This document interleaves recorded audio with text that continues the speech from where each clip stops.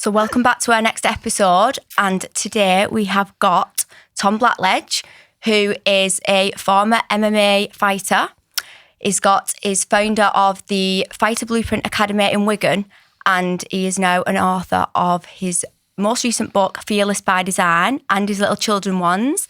And he has also got his new coaching business. Well, I said new, but come on, Tom, how long has that been going on? It's probably been about 7 years or something like that. Yeah, but you've brought it more to Instagram, I would say. Yeah, I just push it more on socials because I feel like it was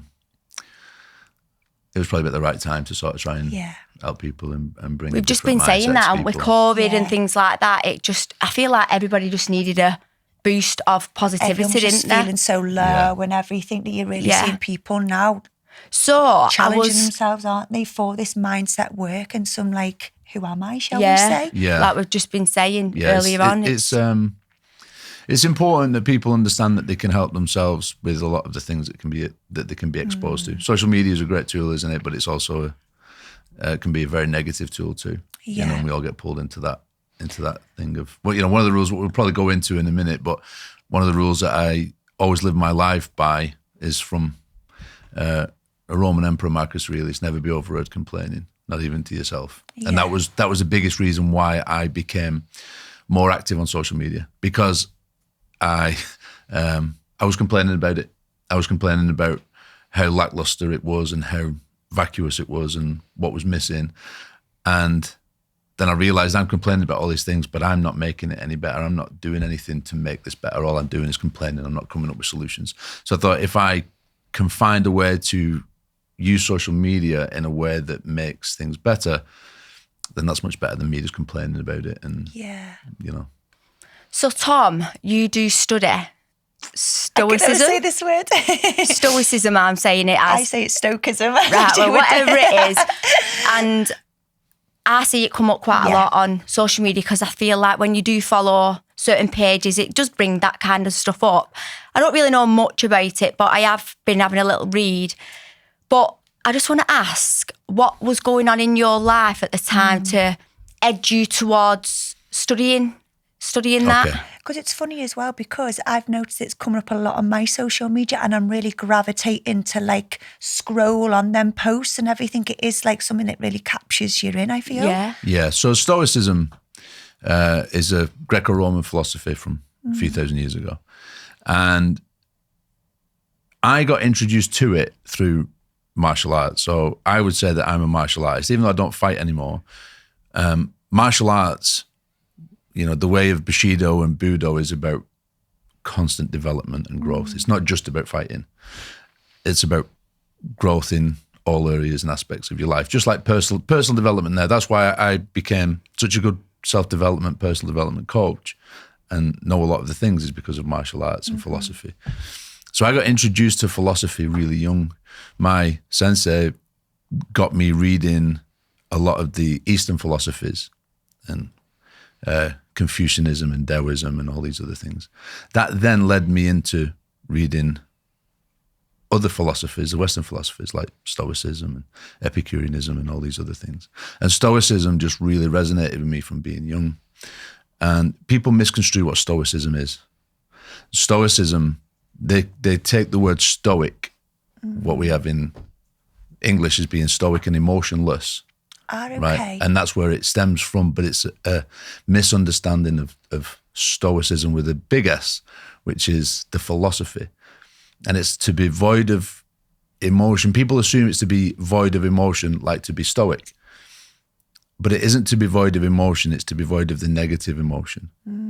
It's to be void of jealousy and anger and greed and all these things that don't serve us as living in accordance with nature, right? Living in how we should live with the universe. And so I got introduced to it through martial arts. I embodied it way more because as I was around, 19, 20, fighting doesn't pay the bills very well unless you get yourself past, to the UFC and beyond. Then you might have the fortunate opportunity to make some okay money.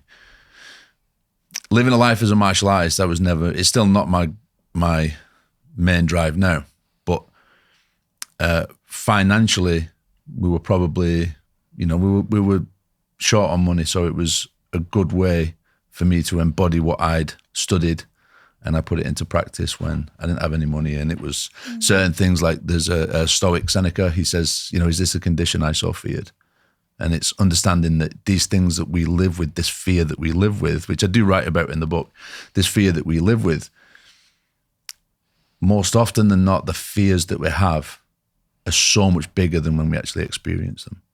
And so my biggest fear was, well, what am I going to do with no money? I'm training and studying to fight, and I'm getting no money, and I'm a martial artist, and I'm developing myself. But, what's my biggest fear is I have no money. What am I going to do? And it was understanding, well, what's probably going to happen if you don't have money? Well, probably one of the main things going to happen is you won't be able to eat.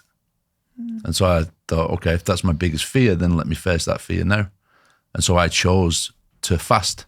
But this is a long time back. So this was before fasting now is something that I've spoke about a lot, because I understand about it. It's, autophagy, your body starts working, eating the senescent cells, the bad cells, when you starve yourself over a case of about 18 hours and continuous then for a couple of days. But I introduced myself to this process, not through health benefits, through my mental benefits of saying, I'm afraid that I might not have any money. What's going to be the worst thing that I could face? Well, the worst thing that I will face is having no food. So let me see how I get on. So I would do that. And then when I did that, I would realize it weren't actually that bad.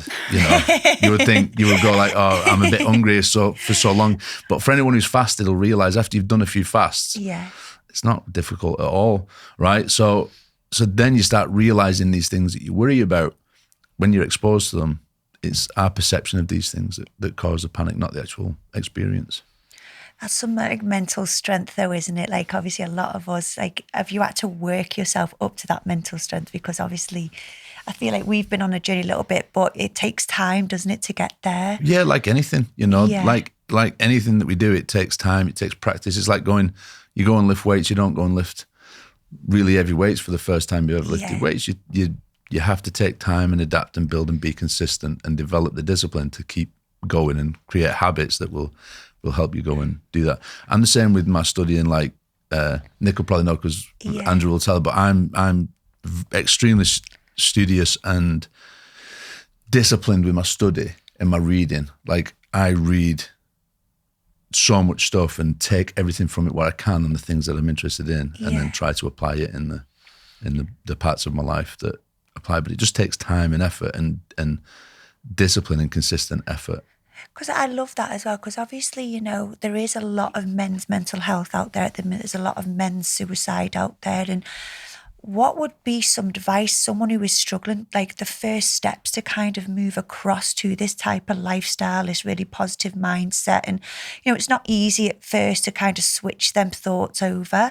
But what is it that we can do to say, look, it's not as bad as what you feel to take your own life right now? Because it's the rise in suicide we're just seeing just rise and rise and rise, I feel, in men's mental health. I think there's so many facets that are playing the part in, unfortunately, in people killing themselves. Yeah. Now, I usually have a thing that I don't talk about suicide very much. And I do that because there's something called the Werther effect. The which, sorry? The Werther effect. Yeah. And the Werther effect it was taken from a book, what got banned a few hundred years ago. And a young man is heartbroken, he kills himself because his girlfriend leaves him. And what they found was when they released that book, there was a lot of copycat incidents. Okay. And young men started killing themselves because they'd read in this book. Yeah. So the book got banned. What they found when people in more recent times, when the Nirvana singer Kurt Cobain killed himself, and it was all over the press, they saw a big uptake of young men killing themselves, of young people killing themselves. And so they see that if you see now a lot of the time when we get a lot of people committing suicide, famous people committing suicide, you have to read between the lines to see what's happened. When they don't advertise the fact that they've killed themselves, they just say that they've passed and And that is probably the reason why, because they know that the impact it has. But that then brings a difficulty in talking about ways to not be in that state of mind. And so I've had lots of people that I've spoke to ready to commit that deed. Yeah. And it's always a difficult moment in understanding why they're there. But usually the biggest issue is they forget to just live in the present moment. Yeah. And in any spirituality, in Stoicism, in Buddhism, in any of that kind of development work, all the teachings are about being present in the moment. And it's all we all have is the present moment, no matter what. And yet when we get depressed or anxious or fearful, we put ourselves in the future. And if we get depressed, a lot of the time we put ourselves in the past. Yeah. But if we can live ourselves in this moment, we can help live in a much calmer, more productive manner. I think social media plays a real negative part. Again, and this was another reason why I wanted to put some stuff on there. Yeah. But I think social media also plays a negative part because we compare so much. And comparison is a thief of all joy. And when we look at people, we only see the best bits of their life on social media. And most of the time, that stuff isn't even real. You get these fake coaches, these fake gurus, or these people pretending that they have a Lamborghini and they have all these materialistic items that they've just rented for a day, that they've rented for a week, or they've got on a credit card, and then they're owing loads of money. But these young men are believing that's what they should be. And then these people are saying to them, you've not got a Lamborghini at 21, you're a piece of shit. And it's like, that's not what you should be focusing on. Yeah. Because a Lamborghini it's just a car, it's not anything. And like any time, whenever you buy something, like we think, oh, that car's amazing. But after 2 weeks of driving your car, your footwell will still be full of bottles and there'll be stuff all over and wrappers all over, no matter the car, right? It doesn't mean anything. They're just fleeting things that come and go. But these people try and push an agenda to think of this materialistic world because they want you to buy things from them, because they'll say, I'll show you how to make money. And unfortunately, a lot of young people think that that's the way. And if they're living this life thinking that, being told that they're shit, right, and they haven't got anything, they haven't got a Lamborghini, so they must be pathetic because they don't know the calling yet. A lot of the time, I think that pushes a lot of, not just men and women, to choose this end because they think that they aren't successful. And, unfortunately, that's the times that we're in at the minute with social media, I think. It's funny because that's what I'm trying to teach myself now, that presence. And I started journaling before Christmas, and it's really, really helped me. Just like, I write 3 things that I'm grateful for in the morning, 3 things that would make my day great, an affirmation, and then I go about my day then. And I come home of a night and then I'll write what made today great, what did I learn? And I was just saying on our last episode, wasn't I, since doing that, I took my little boy to a little birthday party the other week. It was just Sunday afternoon, them 2 hours, and I didn't realise how much fulfillment I got in my heart. He's 10 years of age, and it's took me till he's 10 to think, wow, I've just enjoyed that moment of being a mother so much. And obviously the whole 10 years I've enjoyed being a mum, but I've never really took it to like being that present to think, wow, that's actually what I enjoy doing, them little moments. And it is a skill that you need to I'm having to learn each day just to stay in that mindset of it. And this book is really helping me, and just writing it down, the little things like today I woke up in a beautiful warm bed. I've got a beautiful house. I'm warm. Cody's happy. And it's the little things that are making me really switch my mind. Yeah. I think that's important too, because I talk about in Fearless by Design, I talk about it as well, in a reframe of understanding that sometimes we feel we have to do something. You've got to go and sit at a party for 2 hours with the kids. And what can happen is when we have that got to attitude and we start thinking, oh, I could be doing this and I could be doing something else and I should be doing something else. And should is one of the worst ways you can speak to yourself, right? I should be this and I should be that and I should be doing this. But when you understand that instead of I've got to, if you change the letter to I get, that letter to E, and I get to do this, because soon enough your little boy will not want you at that party, right? And understanding that like when my little boy, when I would pick him up from school, you know, or anything with him, it's understanding that very soon that moment won't be here anymore, and you won't get the opportunity to have that moment because it will have passed. And these are like really, really important parts of our life. That's all our life is about, really, is these moments. And getting to really alters the way that things feel when we understand that we get to, that we're blessed, that we get to. Talking of journaling, so I have a journal, a planner and a journal. Yeah. Right, so I brought you both a copy. Oh, thank you so much. I think Nick's already had one already. I've already got mine. So Thank you. In that, Thank you so much. What you have a reflection journal, which is the part at the start. Now that'll take a couple of hours to get through. So you can get these on Amazon. If you type my name on Amazon, you can get one. Thank you so much, by the way. You're very welcome. So the reflection journal helps you start. So when you open it up, it'll ask you lots of different questions on various parts of your life that you can look back on the last year or the last 10 years or whatever and go, okay, this is where I went wrong and this is where I was good, and these are the people that really supported my life, these are the people that didn't, these are the habits that are really good, these are the habits that aren't. What do I want to achieve? And then you'll start being able to work out what it is that you want, and there'll be a little segment in there for your goals. And then when you get to that point then in there where you work out what you want, and going back to the mental health part, that having goals is probably one of the biggest things that you can do to start living a happy life. And the goals don't have to be massive. Again, circling back to the social media, they don't have to be something that is absolutely groundbreaking, life-changing, flying to the moon. They can be something really simple, right? But just to change your life. These goals are really important because the goals pull us towards them. And in going towards these goals, we have to change and become something more. We have to become that person that can achieve these goals. And by becoming that person, our life improves. Now, when we head to these goals, you'll know which goals you want.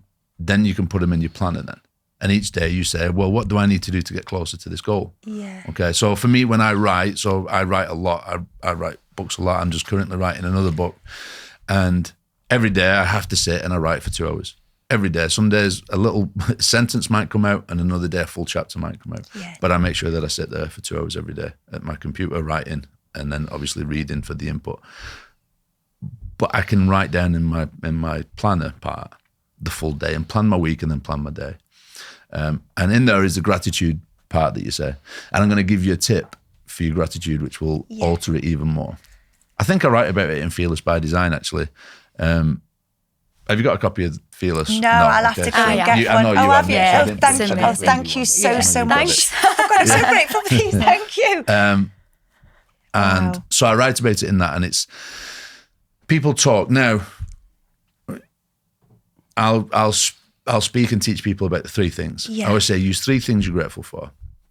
Sometimes it's nice. So we would do it a lot when we would sit at the table and have our evening meal together when my son was little, especially, and I'd say, what's the 3 things you're grateful for today? And we'd tell each other. I also write it in there, but also what's important is when you're writing it, like if I say to you, okay, if you're not embarrassed to say it on here, like say one thing that you're grateful for today. Today was probably waking up knowing that I had beautiful guests coming on here and I was about to learn from them as well. And obviously there has been little things like having my cup of tea and stuff like that, but the thing for me today was knowing I was coming to learn from other people and their knowledge. Right. So you got like a good thing there that you're grateful for, that you're glad that you're going to get these things. Yeah. And what you did, what a lot of people miss, is you put the reason why. Yeah. Right. And you need to feel why. Right. When you start understanding that you can say, I'm grateful for, like I could say, I'm grateful for my phone. Yeah. But it's like, okay, but why are you grateful for your phone? Well, ultimately, if I'm feeling that feeling why I'm grateful for my phone, it means that I can FaceTime my son and my wife when I'm away and I'm having to be away for X amount of time. You know, if I'm on a camp and I'm away for 2 months, then at least I can see their faces every day and speak to them. I can run my business through it. I can keep in contact with all the people I care about. And you find these reasons why. And finding them reasons why will give you more reasons why you're grateful. To he who has more will be given, right? When you understand that all the blessings that we have, when you start to appreciate them, you'll get more and more. And using that as part of your gratitude practice will exponentially increase the feeling that you get from it. Yeah. I think that's something I've struggled with that. So I've always done writing my gratitudes down, and that was the way I got into it. Well, to be fair, Andrew gave me a book, which I read, and then in the book was an exercise, which was that, writing your gratitudes down and speaking it mirror to yourself. But it was just a matter of, I'm grateful I've woke up today, I'm grateful, just so I could get it done. Yeah. And then go about my day. I think, to be fair to you though, Nick, no one really teaches this process of feeling why. It's a much deeper process, a more difficult process, and takes longer, because it's easy to write 3 things, which is still good. It's still an effective form of being grateful. You are still saying thank you to the universe, but when you start to feel why, it'll change the way that feels and the way that you feel. And then I talk a lot when I'm doing the development talks and coaching. I'll talk a lot about state changes and changing your state and just changing your mood. And one of them is gratitude. Gratitude is one of the key components to changing, as well as like breath work and music and posture and movement. Gratitude is a key component in changing your state if you can do it effectively and properly. I find I have to speak it more, and I don't know whether that's just because I feel like I've not got time, as I always say, to sit and do it, and I should make the time. So I'm a bit more of a, like I've said before, I'll sit in a sauna or I'll be driving my car, and I write it a lot like, thank you universe for every, and I say it rather than put it on paper. But I think sometimes to look back and reflect, it's good to have it wrote down into it as well. So I used to do what you used to do, and I found like I was getting nowhere. And then that's what I set that boundary in place on. I think I'll always remember the date I did it, because I said from this date it's going to be, and it's 27th of December, and I have not missed it. And that's my boundary. Morning and night, no one's taken them 5 minutes away. And I've noticed by writing it, it makes you feel it. Yeah. Rather than, I feel like if you're speaking it, you're just speaking the words and can be flippantly just left. But I think when you write it, you've got to subconsciously take it in. I would say that's for me. I mean, everyone's practice is different. Yeah, no, I think you're right. Yeah. You're probably giving more value Yeah. to it when you're writing it, because you're actively taking the time out of your day and to then sit and go, this is what I'm doing. Yeah. I'm going to sit and write these things. I think, but writing is really important. Journaling is important. It makes such a huge difference. But what you've done, what you're saying there, is you made it a habit, and that's important. Yeah. Like not having time, like is a valid reason, right? Yeah. But if you don't have time, you've got to start making time, haven't you? Yeah. You know, it's like the saying of one of the monks, I can't remember which one it was, but he says, you know, if you haven't got time to meditate for 20 minutes, go and meditate for an hour. You know, just meaning that you need to be in control of your mind and understand that you can take charge of these situations. Because we went to a spa, was it last week or week before? And Muse was just in the motions of me last week of getting all my shit together and getting it done.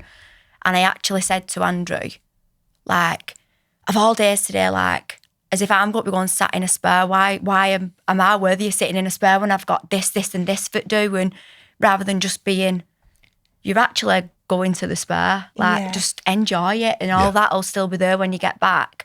And I find it so hard to live in that present moment of just enjoy. And I loved it when we got there, don't get me wrong, because we had a bit of a to-do in morning, and my brain just went off on one. But then I recognised it in dropping kids off at school, and I came home and I was like, right, today's going to be a good day, and I'm going there and I'm enjoying it. And I feel like these last few months, I can recognise now that because I'm being a bit more fixated and giving myself, well, not time, because I've like I said, I've not really got the time, but I'm trying to give myself the time more now. And I can see that I'm recognising my own behaviours. Like, a lot of people do get carried away, I find, when they're not doing things like this, and you overthink things. You're fearful of, like your book, it does explain it very well.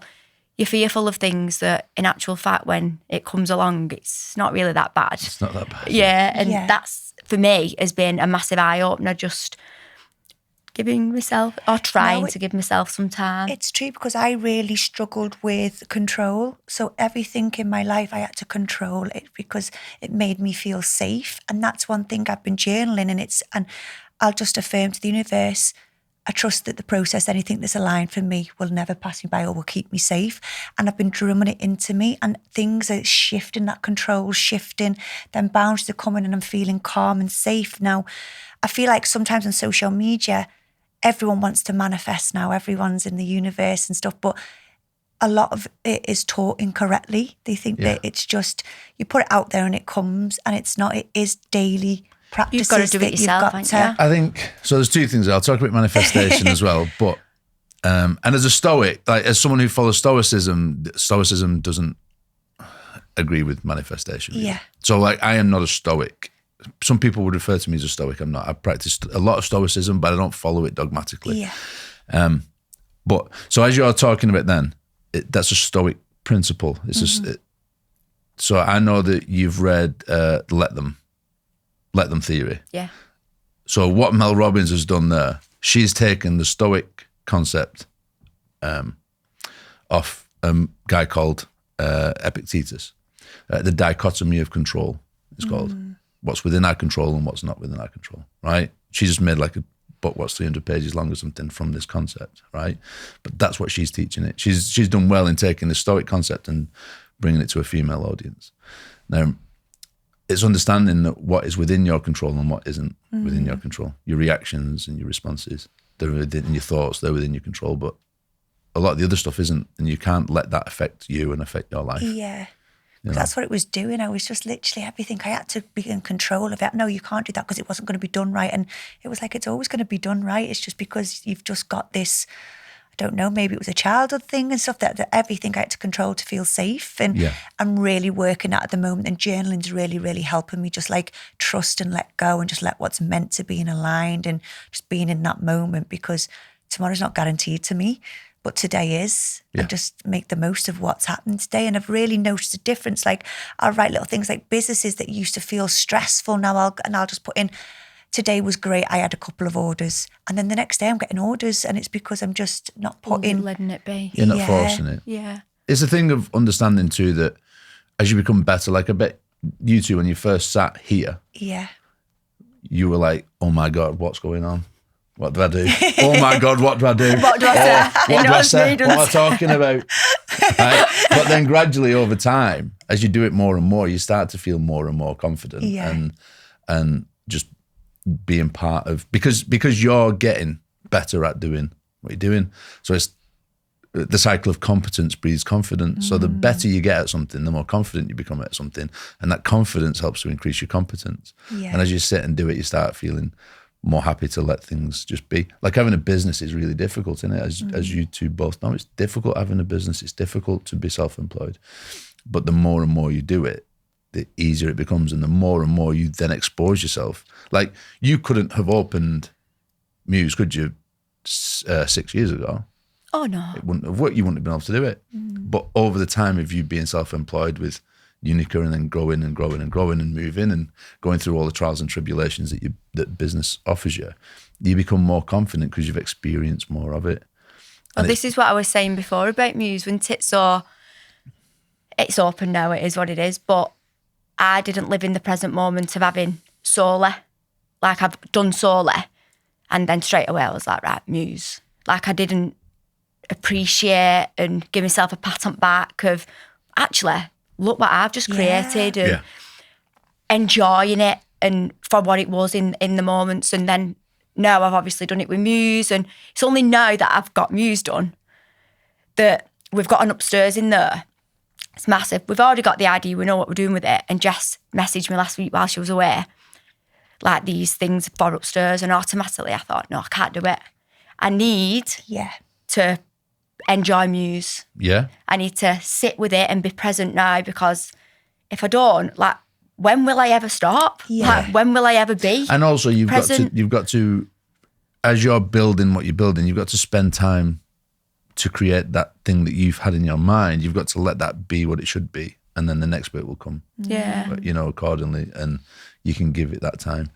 it's important that you have time for yourself too. It's like the old saying of put your mask on first. You know, if you're on a plane and you've got someone young with you or someone sick with you or elderly, whatever, and they say to you, right, let's, you know, if there's an accident, what's happening, an emergency happening, and they said put your mask on first, and it's like you've got to look after yourself first. You ain't going to be any use, like you're saying about being at the spa.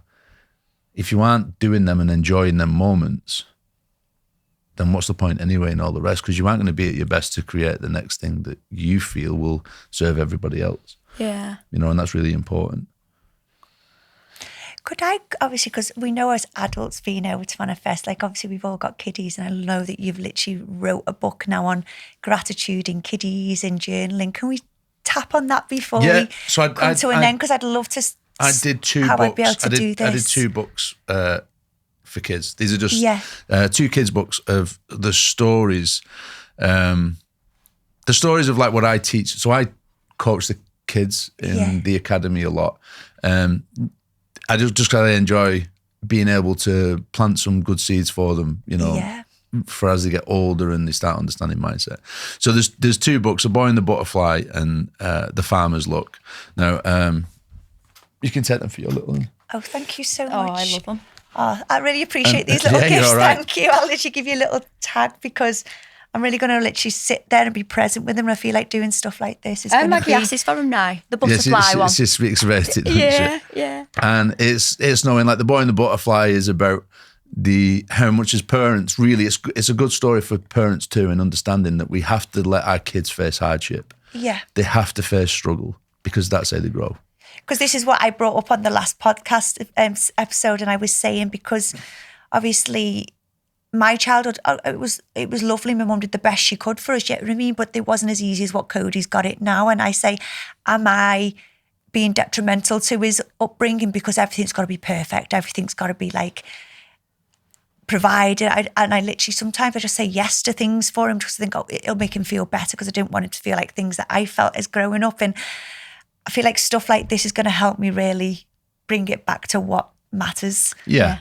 There's stories, so the 2 stories that I've done, The Farmer's Luck is in Fearless by Design. Yeah. Right, and it's the Maybe story. It's about the horse that flees from the farm and then they come back. And I don't want to spoil the story if you've not read it, but the 2 stories that are about developing character and you know, they're important for kids to live that way and for parents to learn too, you know, to understand that we need hardships. We need to face difficult things or else we end up being very fearful, you know, because people worry about outcomes so much and they worry about being judged so much. Like, and social media again is a big thing on that. Like, I would bet that you guys get loads of comments off like private accounts, people with football badges as the logos and pictures of the back so you can't see who they are, and they'll send you derogatory, horrible comments. Yeah. And key is who's interested in what they say, because they can't even be brave enough to be a public account. Yeah. So to me, it's like, what are they going through, right? Yeah. Imagine to be at that point that you would comment something negative on someone. Like, you would just let it, if you didn't agree, you'd just be like, unless I thought it was really derogatory to a lot of people or damaging to somebody or to anything, why would you feel that need? Yeah, there's a lot of people that are hiding behind masks and stay society, aren't they? I feel lucky to be on this journey because I feel like when you do go on it, it's beautiful to just become vulnerable and look within. There's dark times, but of course, the light times and the fun times and the beautiful moments that come from it far way out the dark times. Yeah, that vulnerability is important to let yourself grow and to start seeing things. You know, those people online that you know, they'll act that way because they won't be willing to do the things. They won't be vulnerable. They can't be vulnerable. They can't be open. They can't reveal themselves to do anything. So they're fearful. So they want their fear to be projected onto you. And when you don't like it, when you don't let it, they don't like it. Yeah. And it's sad for a lot of them. You know, it is a shame for them because they don't get shown how to be different, how to think differently. You know? So if people are trying to be a better person, shall we say, where can they find you? Because it's been an amazing conversation. So where can we send them to get some kind of coaching? On social media, at Coach Tom Blackledge. Yeah. And on my website is just tomblackledge.com. And then if you go on Amazon, you can find all my books on there. If you just type Tom Blackledge in, they should all just come up, I think, anyway. Oh, well, thanks Tom, for so coming. much. I know how busy a man you Absolutely are. gorgeous, thank you. And another one from Wigan. I know, I love it. They love our accent on this podcast. So I'll like, get everybody on. Absolutely brilliant. I do. I just love it. You just kind of, when people come on, just seeing what the knowledge is, and you just like, you take little snippets away and you just think, wow, little golden nuggets, isn't it? So thank you so much. My pleasure. And thank you for my little gifts. So I'll give you some little tags. So I'll definitely be reading them.